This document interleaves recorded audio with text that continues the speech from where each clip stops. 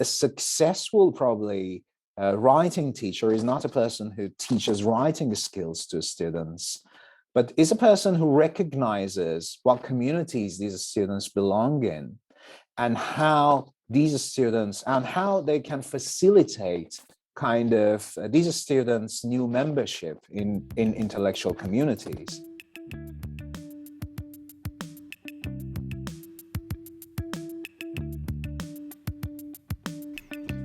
How might we move toward more organic practices to support multilingual learners as they write across languages, across borders, and across cultures? Our guest today, Dr. Amir Kalan, has spent over 20 years teaching writing at all levels of education and in many places around the world. Now an assistant professor in the Department of Education at McGill University, Amir continues to challenge the ways second language classrooms often silo and assimilate students through particular genres and rhetorical performances. We talked today about the colonial and industrial legacies that have shaped second language learning in Canada, as well as his own experiences writing and teaching across linguistic and geographical borders. The future that he envisions, the one he's bringing to life in his own teaching and research, is one in which writing emerges organically in community with other thinkers, artists, educators, and activists. We are so fortunate that Amir is still a part of our community. And this conversation, it's our longest so far, is packed with so many gems. I had just pages and pages of notes by the time we wrapped. It's a history lesson, a memoir, and a very cogent and critical analysis of our education system all rolled into one, and delivered with Amir's signature clarity and cohesion. I could listen to him talk for hours, and I think you'll soon find out why. Here's Amir. My name is Amir Kalan. I'm currently an assistant professor at McGill University, the Department of Education, Integrated Studies of Education. As a person, I have been a teacher of a literacy teacher, and a teacher of English as an additional language for almost more than 20 years now, internationally and in Canada and in North America. I used to teach in the United States as well. So I see my academic career, which has started after I started my graduate studies at OZ University of Toronto, as continuity of my practice as a literacy teacher and a language teacher. And that practice sounds like I was teaching language and I was teaching literacy, but that practice was always connected with different forms of activism, dealing with populations who engage with language learning and literacy learning for different sociocultural and socio-political purposes. So that's a bit of a kind of that's a bit of an introduction to my practice and to my kind of academic work and academic position at the moment. If you want me to talk a little bit about what I do in my research as a faculty member at McGill University, I'm very much interested in sociocultural, political, and power relational aspects of literacy education, and specifically writing. So when we're talking about sociocultural and power relational aspects of writing, we might be talking about different things. So first, when we're talking about the sociocultural aspects of writing, we might be talking about different forms of collaboration, including peer collaboration, membership in writing communities. Even, I think you might be talking about something like student support centers, and even writing centers. So where writing happens not individually, but in collaboration with other members who might create a community. So when we talk about, again, the social aspects of writing next to collaboration, we might be interested in questions about genres. So genres, actually, an interest in genres is an interest in social aspects of writing, because genres are socially accepted by different groups of society. So the first one is collaboration in writing. The second interpretation of the social aspects of writing is a genre approach to writing. The next kind of interpretation of what it means to engage with sociocultural and power relational aspects of writing is mobilizing writing as civic engagement and social action. Mm. So in my research, I'm interested in that aspect as well. So I'm very much interested in mobilizing writing as a form of social action. So what happens when different groups of people get together and write as a form of resistance, or as a form of creating a voice, which could be added to kind of societal conversations for different political agendas, for instance. Yeah, and I definitely want to get into some of the nuances of that, and I certainly want to return to lots of the ideas you just raised, including, writing as resistance and thinking about these sort of sociocultural and power relational dynamics of writing as you were describing them. I want to step back for a second first and talk about your individual practice. So, I mean, I know that you have a keen interest in the way writers sort of band together and collaborate, but also for as long as I've known you, Amir, you've been a very dedicated writer. We're going to speak shortly about your latest book, a really, really wonderful book, Sociocultural and Power Relational Dimensions of Multilingual Writing, which is at least your third or fourth or one of many books that have come out. And as long as I've known you, you have been very protective of time that you spend each day writing. And I don't know if your writing practice has changed now that you're on the tenure track at McGill. When you and I were in grad school together, you used to devote the first couple of waking hours of every day to writing. So I wonder if you could just say a little bit about your independent practice as a writer. Why is it so important for you to protect that time if you're still able to? And maybe a little bit about what that offers to you as a writer. Yeah, I think that's a good question. The schedule is still a very important part of my life, and it has become a little bit more important as well, because it's now part of my kind of everyday duties to write and to publish as a tenure track faculty member. But to answer that question, I should talk a little bit about the kind of the perceptions, our perceptions of writing, particularly I think in the West and in kind of contemporary West and writing research when it comes to what researchers perceived writing to be. So I think typically, particularly I think since the modern period, I think writing has been often in the West described as a rhetorical practice or a cognitive practice. So traditionally, I think when in the West we thought about writing, we really thought about rhetorical performances. So we didn't even think about the individuals who wrote. It was really how texts were created. Right. Then later on, I think with psychological paradigms that heavily informed conversations about education, writing was often described as a cognitive process. So we became very much interested in writing as an intellectual act, and which actually happened in humans' brains. So I talked a little bit in the introduction about my interest in social aspects of writing, which is, I think, a kind of less discussed form, a kind of layer of writing, or if it is discussed in theory, I think it has been less translated into writing pedagogies. But I think there is another aspect that we often don't talk about: the fact that writing is a form of labor. So writing has this kind of very, very important physical and somehow kind of a physical and a labor-like aspect that we don't often talk about, a kind of experiential and somatic aspect. So writing is like labor. I mean, it's like making a sculpture or something. So you have to go to a space, you have to specify some space to the activity. Writing is just being involved in welding. So what happens is, I mean, in activities like sports and professions like welding, for instance, or in visual arts, we're dealing with 3D spaces. Physical dimension of those activities is more visible. But in writing, we're dealing with a two-dimensional space, which is really text, and we're dealing with a piece of paper, or these days a computer screen. Then we often forget that writing requires this kind of physical involvement. So the schedule you're talking about really comes from my interest in that aspect as well, that writing is like labor. You have to put words down on a piece of paper. There is the cognitive aspect, there is the socio-political aspect as well. But if you really want to get any writing done, you have to look at it as a physical process of just putting that text down on a piece of paper as well. So this is really interesting because ignoring that physical dimension of writing has led to a lack of interest in doing research in how children and young learners learn how to write.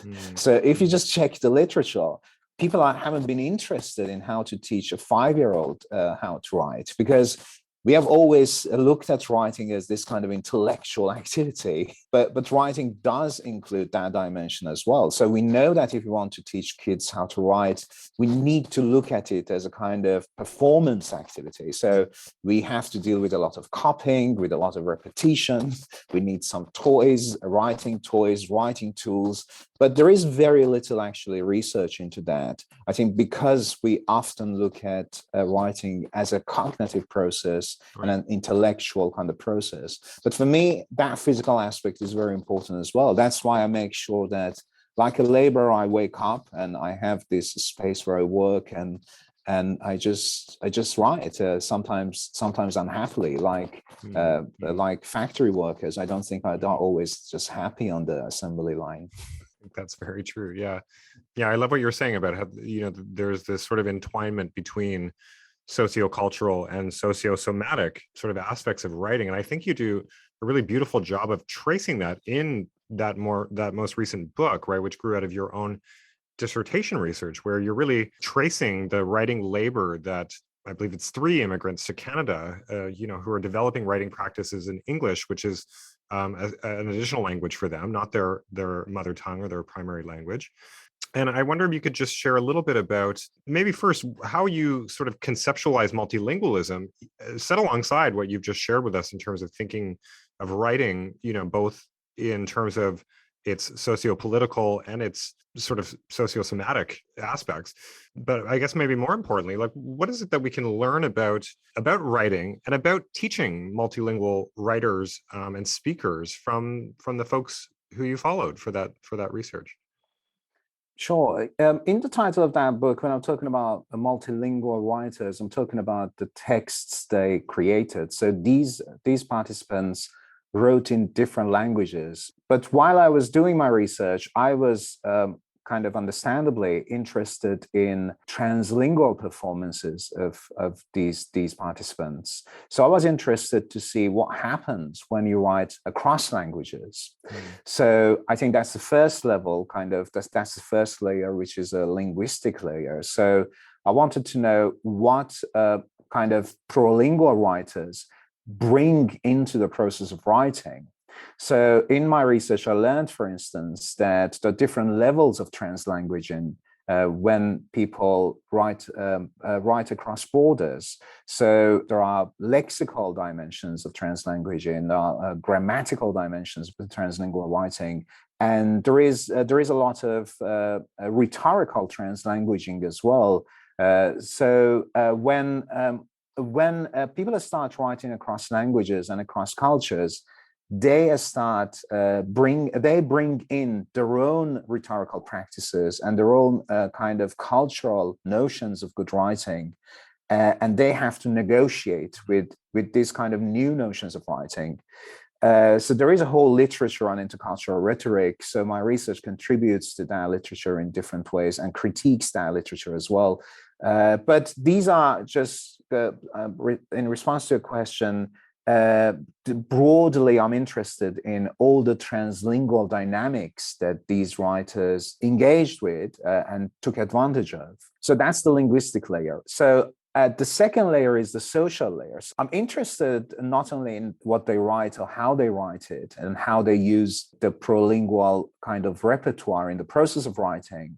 I'm also interested in how host societies like Canadian society use writing as a kind of power differential. So what does it mean to write in an educational setting, and how writing can be used as a tool of assimilation and conformity because of the cultural and social kind of aspects of writing. Right. So I'm interested in that book in those dynamics. So my participants, for instance, spoke about experiences with discourses of nativism. So what does it mean to be a native English speaker, and what does it mean to be a native English writer? So or talking about, again, intercultural rhetoric and how host societies impose their own cultural notions, not only in the process of writing, but they use writing to impose those cultural notions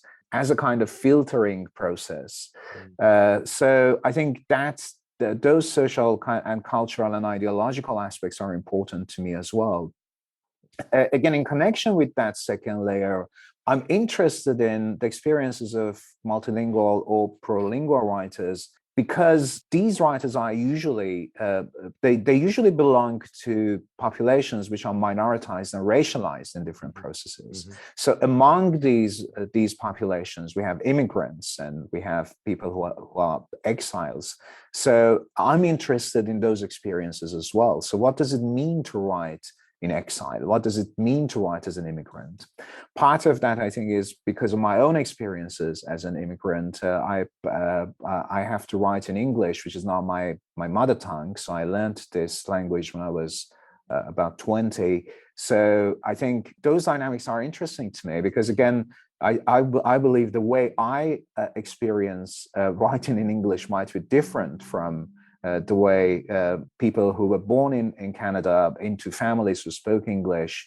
I think there is a difference in experience when it comes to how, as immigrants, probably use English. So these are really kind of broadly the topics that interest me. So what happens at the level of language? What happens at the level of at societal and at political levels at times, and finally, who are these populations? Who are the populations who are sometimes willing to write in English? Sometimes they have had to just make that choice because they couldn't really survive. So these are broadly my interests, and I think in my book, I think my research really focuses on those experiences.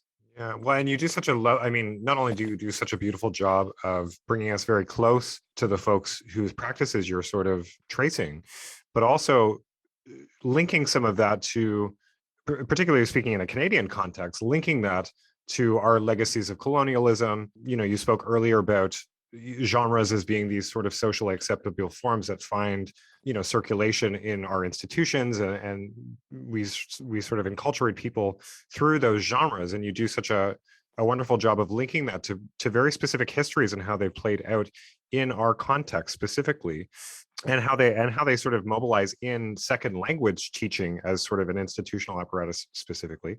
And through that, you call for, to use your words, you call for the deindustrialization of writing, to try to sort of unlink some of those generic forms and those taken for granted practices from those systems of power that have kind of birthed them, shaped them over the years. And I wonder if you could say a few things about say maybe a little bit more about this idea of deindustrializing writing, and how you imagine we might continue to shift the teaching of writing to maybe challenge some of those enduring systems of power. Absolutely. So I think a question about the industrial nature of Western education is a question about the history of Western education, at least when it comes to the modern history of Western education, because the pre-modern period, particularly I think in Europe, because I think there wasn't kind of Anglo-American communities in North America pre-modern times as we have them today. So I think when we're talking about the West, we're talking about Europe. So the pre-industrial period or the pre-modern period, I think in Europe, shared actually similarities with other contexts. But in the modern period, things changed drastically in the West. And I think we are still living in the same kind of paradigms, educationally speaking. So in the history of Western education, I think first we had the rise of military education. So a lot of, the models that we have today in North America are all based on the Prussian model of education, which was a military model of education, particularly designed at the service of nation building. So if we look back at the history, so Western education is a military form of education. Then following the Industrial Revolution, it becomes an industrial model of education. So by industrial model, we mean it borrows a factory model of education. Right. Think about the school system. So every school is a factory. Students are products, teachers are technicians or factory workers who are supposed to fix these products. So we just adopt the kind of the factory model of education in the industrial kind of period. That model goes hand in hand with colonial kind of educational systems because it really helps the colonizers to create a kind of homogeneous population, to bring in non-kind of Western students, to fix them in different ways. In Canada, notoriously, they were after killing the natives in the babies. So we had the uncomfortable experience of residential schools. So I think that industrial notion of education went hand in hand with the colonial kind of model of education. Later on, I think when discourses like human rights, democracy, kind of anti-discrimination discourses in different categories, like think about critical race theory, think about post-colonial theories, think about all the kind of gender kind of based theories. So after these discourses flourish, I think in the West, we have the transformation of the system into a neoliberal system. So in this system, discrimination is not based on your race or gender or your ethnicity. Now everybody is equally treated as a customer. So even education turns into a product. So all through this process, I think industrial education has been instrumental in all of those. So in the military kind of period, everybody had to be treated the same. So you would look at every student as a potential soldier for the nation, for instance, in the Prussian model. So that kind of the industrial view of organizing everyone based on the same rules, I think was very, very instrumental. Again, in the colonial period, the industrial kind of way, the industrial education would help the colonizers organize the kind of their institutions and deal with people from different races and at times different genders and different languages. So that was part and parcel of that. But today, I think where the focus of my book is, the industrial nature of neoliberal educational models is really, really instrumental and helpful. So what has happened in our neoliberal educational model is they have made use of an industrial system to create different products.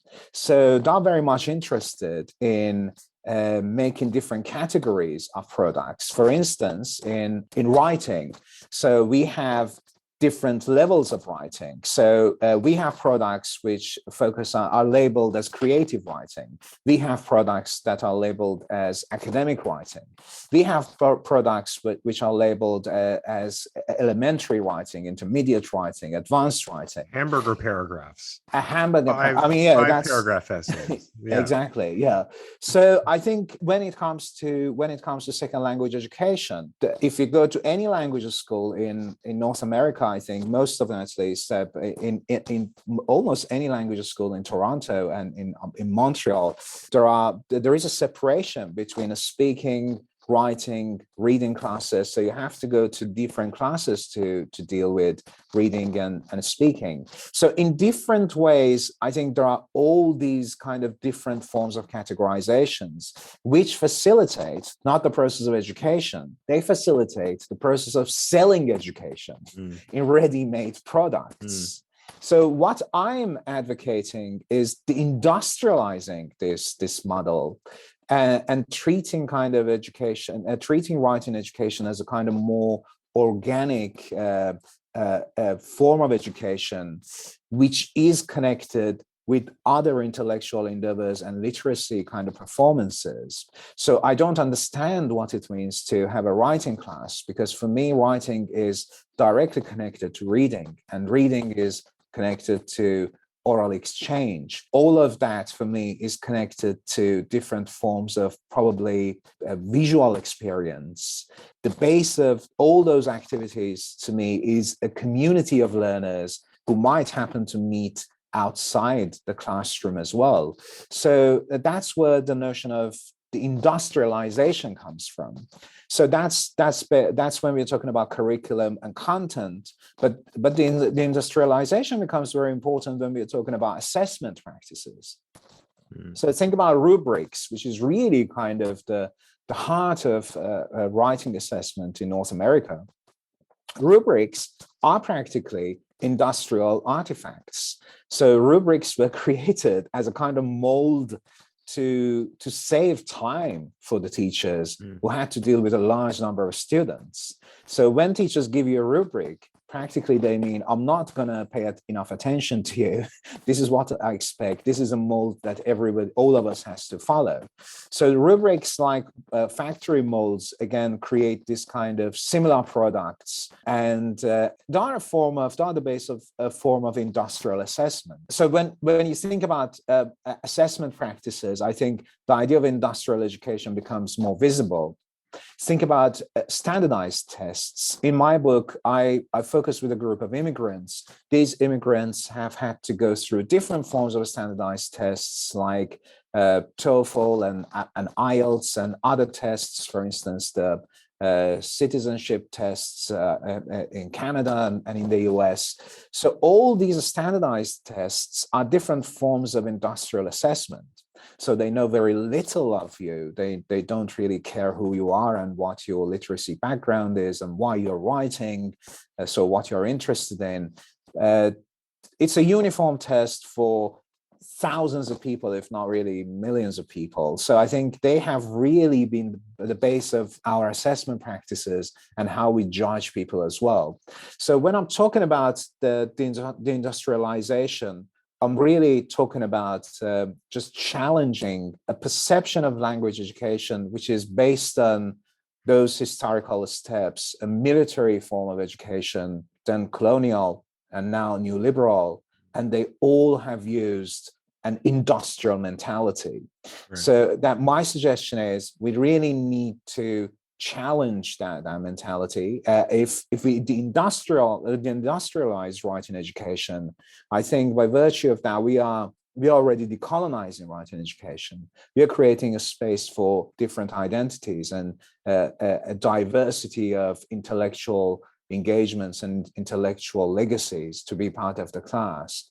Yes. So that's what I mean by deindustrializing writing education. Well, I definitely want to come back to the idea about, one of the great many phrases that I wrote down from your book is reframing writing teaching as facilitating network building. So I want to come back to some of that, that sort of organic, cross-disciplinary, cross-language and cultural sort of networking that can happen, that can sort of do some of that challenge of dismantling those very assimilating, siloing, and frankly oppressive practices.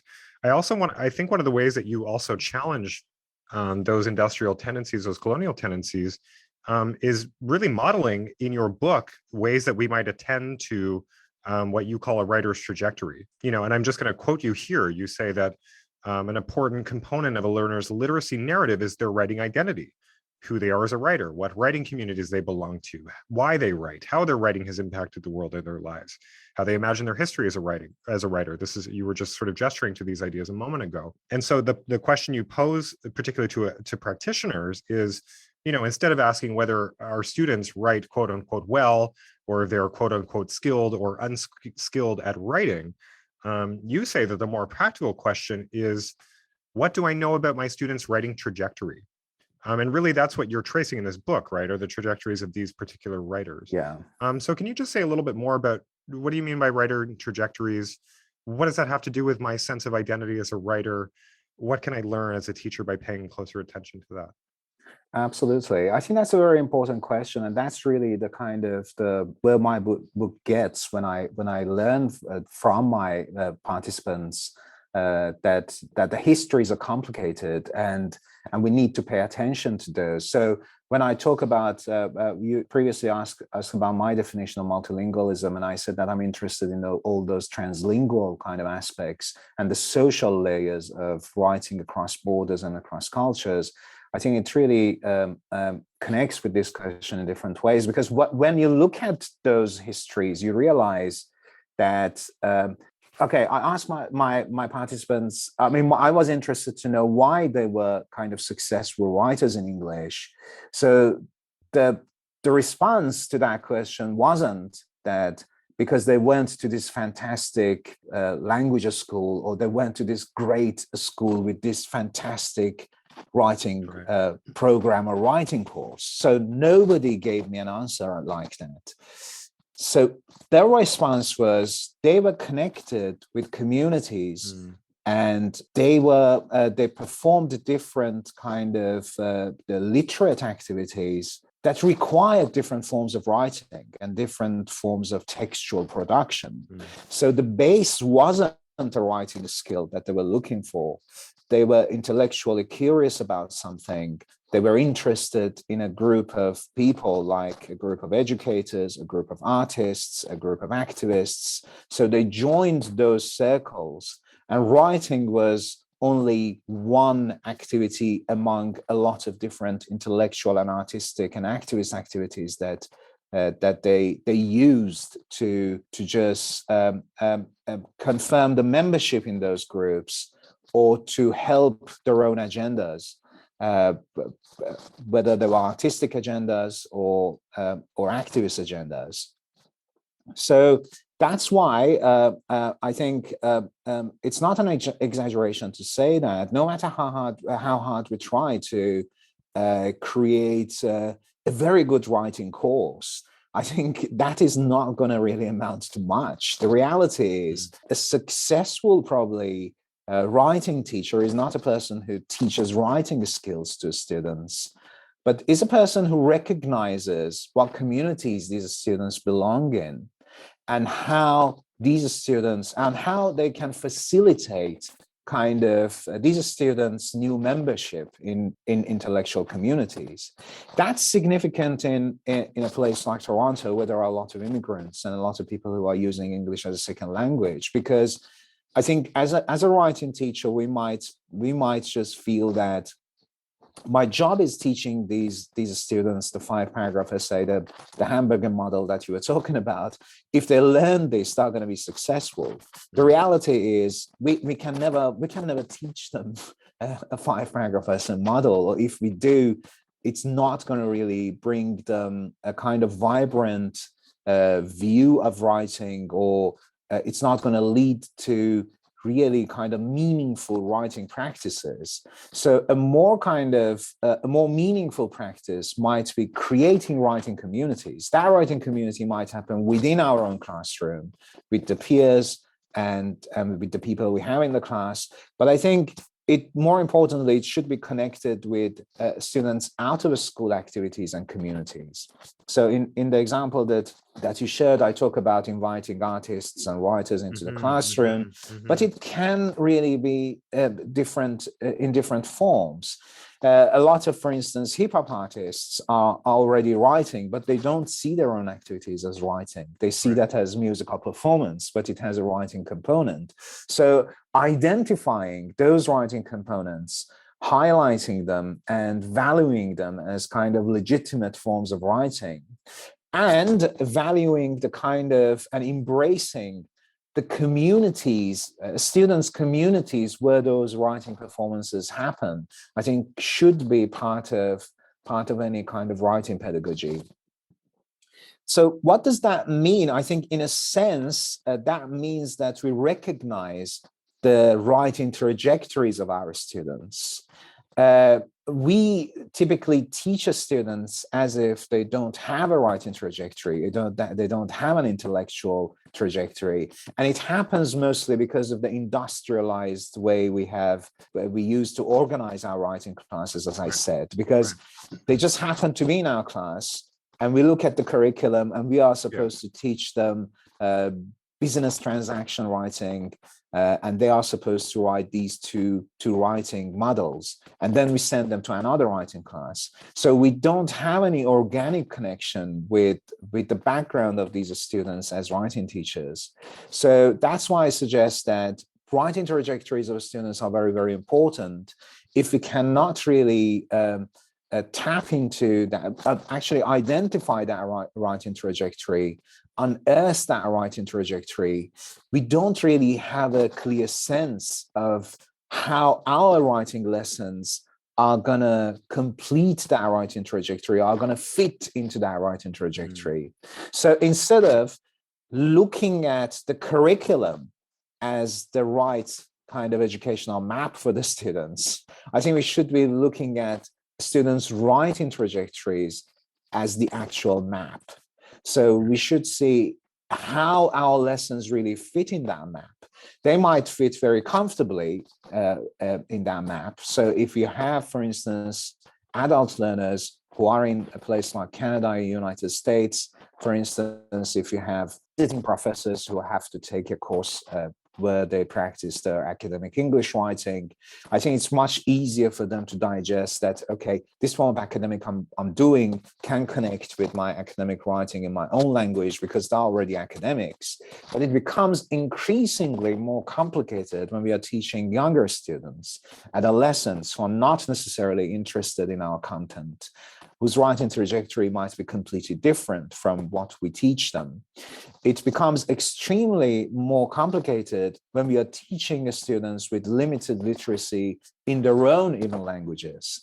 So people who have never written in their own languages, now we want them to write in English, and we want them to write a kind of 5-paragraph essay model or the hamburger model, and they have no clue about why, not the model. I think I understand what we are talking about very well, but I think they don't know where it fits in the intellectual trajectory.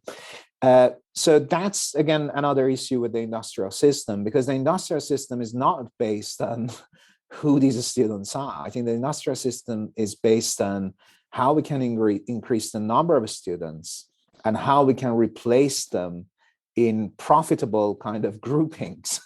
And that means, okay, a placement test, you know this much, come here and I teach you this content.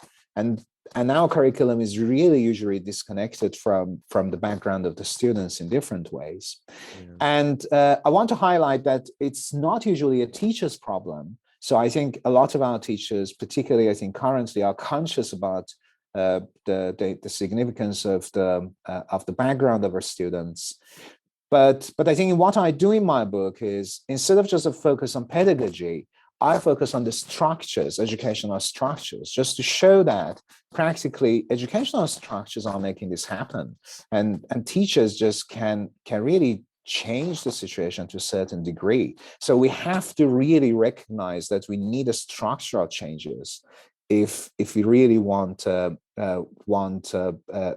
tangible outcome. So I believe that my research, in a way, is different from a lot of research that I still invite teachers to consider these, but really my main concern is the industrial nature than the neoliberal and kind of the profit-oriented educational structures that we have today, that really care about, I mean, if you look at the curriculum, it has been created for more profit rather than more or better education. Yeah. And I think that's what I try to address in my book. And you do it so powerfully, and it's so many prompts for us to sort of continue ruminating on. And I wish we could continue this conversation for a lot longer, because there are so many crevices that we can continue to mine here. And because, as you say too, some of these tendencies, you know, they articulate themselves in very some kind of grotesque ways, particularly in second language education and in multi-language education. And I'd like to think, I'd be curious to hear your thoughts if some of that is changing in any way, you know, as we continue to think more deeply about some of those legacies, how they continue to shape our practice, the kinds of structures that we're working within and against, you know, as we work with incredibly diverse populations of students. I don't know. Is this changing at all, Amir? I hope so. At least I think in different ways we are in different bubbles. So I think I am connected with amazing educators who have alternative practices. I don't know how much they're representative of what is really happening at large. I can talk about my own experiences. I mean, particularly in Canada, I feel in Canada, I think there have been movements that have really helped at least the start of a kind of transformation. So I feel that there are conversations about multiliteracy's approach to teaching literacy. So I think more and more we see that, for instance, different media are appreciated in writing classes.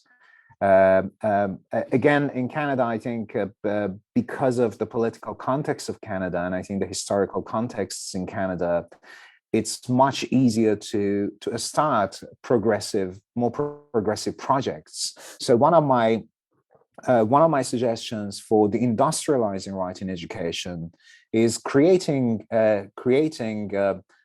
project-based pedagogies for different forms of civic engagement. So I think that really helps teachers just move beyond the requirements of the curriculum, because what we are addressing is not necessarily the curriculum or the rubrics. We are addressing society. And I find it that I think in Canada, I can do a lot of those projects. For instance, now in the teacher education program where I'm teaching second language writing, or how to teach second language writing, the pre-service teachers and I have decided that we want to create a textbook that focuses on critical food pedagogy. So we are writing a textbook for Canadian educators who are teaching English or French to immigrants to use writing in the classes to help these immigrants make sense of the food system in Canada. And how navigate different ways by which they can find healthy food. I believe that in this context where I am, I think because of the discourses that different educators and thinkers and theorists have mobilized over the past decades, people love these ideas and people welcome these ideas. But I think broadly speaking, still we are dealing, I think, heavily with the kind of the new liberal model, which is really kind of a rebranded form of colonial education. So I think we really need to deal with that in different ways.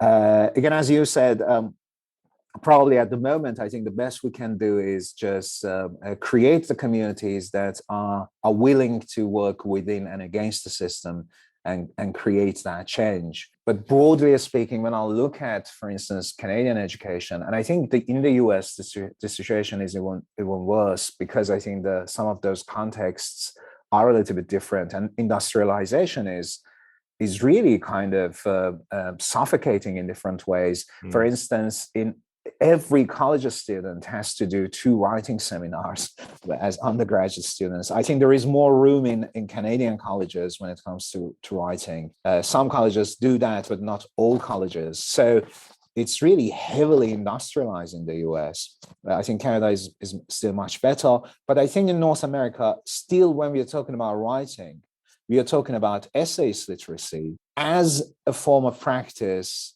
done by white middle class people who have some kind of political power in these societies. So practically, I think what we are doing is we want everyone to sound and to write like that particular elite group who happens to be middle class and upper middle class, and who happens to be kind of racially different from people who they invite to write in those formats. So we are still dealing with the same kind of essayist mentality. This conversation is not a new conversation. It has started with people like G and with the new literacy the new literacy studies movement decades ago. But still, we're dealing with the same issues. Right. I think what has happened is, I think we have other discourses which might help us look at the same problem through different lenses. For instance, there has been a lot of the kind of feminist approaches to education, queer approaches to education have changed our views and provided us with new lenses. I think there is a recent kind of movement in language education, racial linguistics. So I think for the first time, I think we are just adding that racial element to conversations about literacy. So I think hopefully these kind of movements and these new discourses can create more possibilities for change. Well, and certainly your work is also offering us conceptual tools to help us, dismantle this particular toolbox that we find ourselves locked within. I want to return just as we wrap up here, I kind of want to return back to your own personal writing trajectory for a second. I know that you have, although I'm really excited about this food project, and maybe it's just because I'm a little hungry right now that I'd love to talk more about that, but we'll put that on the back burner for a moment. I know that you have another new project, which I believe is that you're calling Writing in Times of Crisis, something that I think many of us know about in these particular times. And as I understand it, you're sort of exploring how writing and publishing sit alongside experiences of trauma or tragedy. Can you just say a little bit about, what the trajectory you're envisioning for this project, what your hopes for this project are, where you're sort of going with those questions in that work? Yeah, absolutely. In the book that you talked about, I briefly kind of, I start creating two concepts that are really leading my research agenda in different ways. So I have created a concept which I call the writing world. So I show in my research that I borrow from Bourdieu and kind of sociologists about how society functions. So I show that what we recognize as good writing or as acceptable writing, or the writing skills that are going to eventually help our students succeed in life, the reality is there is nothing special about those writing practices or those texts. They are only what the writing world has selected as what they prefer. So there is no kind of innate kind of value in them as better forms of academic writing or better forms of communication. They have just been selected by an elite, and that elite is the writing world. So they decide who is a good writer, who is a bad writer, not necessarily based on the writing performances. There are a lot of criteria involved. For instance, there is race, there is gender, and there is class, and there is language difference, and a lot of other things. So I try to make sense of how the writing world functions and who they publish and who they praise. Okay, so there is this concept that I play with. And as opposed to this, because the writing world is very kind of controlling in different ways. And I think they are the gatekeepers of our educational systems, our political spheres, and our social spaces. So as opposed to the writing world, I'm interested in organic writing practices that challenge those notions created by the writing world. My writing in times of crisis project comes out of my interest in organic writing practices. So I've learned from Bourdieu that it's typically very difficult to challenge established structures, social structures. So when you step into a social space, you usually have to follow the rules and regulations that kind of the rules that regulate that social space, and Bourdieu calls them doxa. So it's very, very difficult to challenge the doxa. It becomes easier to do that during times of crisis.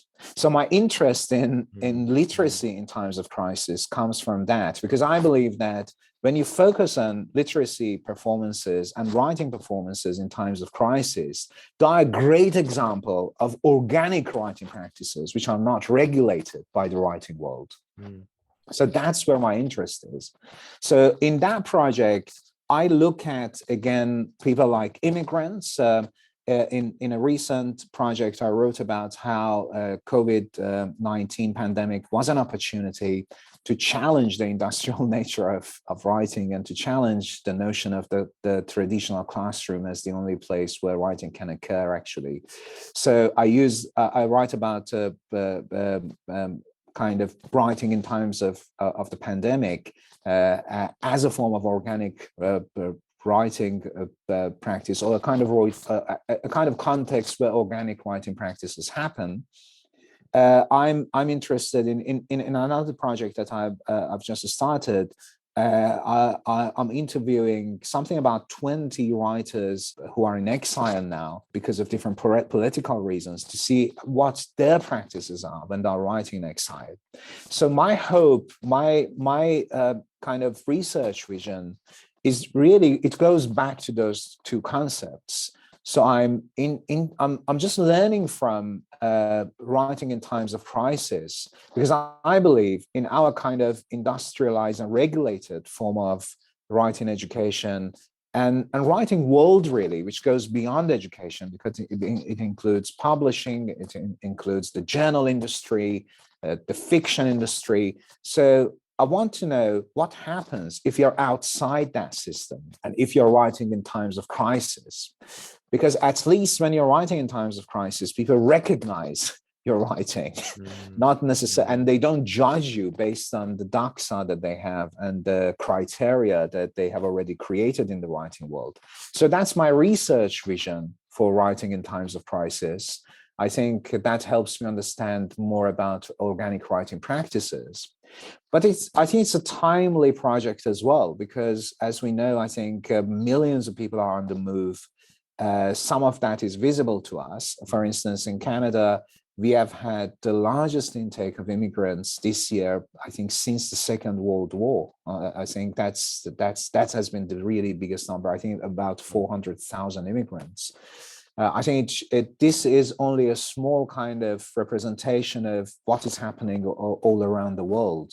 I think the pandemic, economic issues, wars, I think the recent one is the Ukrainian crisis. So I think we are going to have millions of people who are moving around the globe, despite what kind of nationalist movements want to show us that we have to protect our borders. The reality is we are going to have more and more movements. A lot of people say that the coming kind of centuries are centuries of immigration and migration in different forms. So I think it's a timely kind of project as well, because it helps me just make sense of how those people write and what it means to write when you're an exile, when you're an immigrant or refugee. Well, and Amir, your work has helped us understand that so much better too, and I think you're continuing to shed light as we as we move on this global trajectory we find ourselves on. Your work is really helping us to attend to that and be sort of more mindful and more politically aware practitioners as we move about our work. So thank you so much for coming to hang out with us today. I wish we could just keep going, because I could listen to you speak for hours, Amir. I continue to learn so much from you. I have been fortunate to learn from you over the years. I wrote about 4 pages of notes as we were speaking this afternoon. Thank you so much for continuing. Thank you. And the feeling is mutual. I've learned a great deal from you as well. I really miss the OEZ community, and thank you for the great job you're doing with the Toronto Writing Project. This stuff happens in community, right? These are not solo siloed endeavors. It's a network of people that have made this possible. So, and you're part of it, and we're grateful for that. Teaching Writers Speak is a podcast developed by members of the Toronto Writing Project. The Toronto Writing Project, or TWP for short, is made up of teachers and researchers who view writing as a vehicle for change, both in our institutions and in the world at large. Daniela Bascunan, Velta Douglas, Will Edwards, Celeste Kirsch, Rob Simon, and me, Ty Walkland, all help to bring this podcast to life. Our theme music is composed by Doug Friesen. You can learn more about the Toronto Writing Project and sign up for our upcoming writing workshops and speaker series by visiting www.torontowritingproject.com. Chat soon.